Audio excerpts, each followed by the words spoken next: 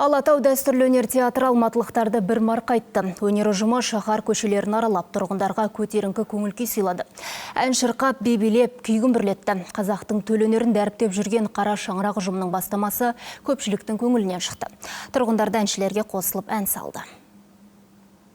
Алматыда қала күнін тойлау басталып кетті. Алатау дәстүрлі өнер театрының ұжымы қолдарына аспаптарын алып, күй күмбірлетіп, әуезді ән салуда.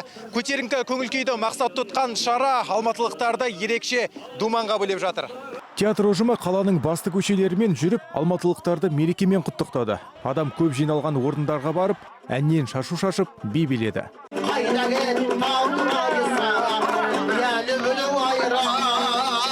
Бүгін бізде Алматы күні тойланып жатыр, керемет болып. Өте әдемі, көңіл-күй керемет, себебі осындай бір мерекені кәдімгідей мәдениеттің қызметкерлері жабыла әдемілеп тойлатып жатыр. Мына жақтан кітап алдық, мына жақта ән шырқалып, күшті өтіп жатыр. Алматы студенттер үшін ең керемет қала. Мен де енді студент болып аяқтадым университетті. Ұнады, осы қала, ұнатып қалдық. Керемет.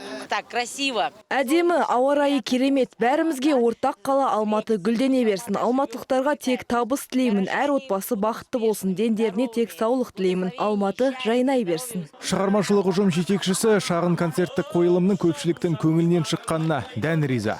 Қала күнімен шын жүректен құттықтаймыз. Осындай кеш ұйымдастырып жатқан, осындай мереке ұйымдастырып жатқан жалпы Алматы әкімдігі басшылықтарға ризашылығымызды білдіреміз, және біз сол театрдың қызметкерлері ретінде барша алматылықтарға енді өзіміз бақытымызды осы Алматыдан таптық, оқыдық. Өнер академиясында дегендей соған үлкен жақсылық болсын.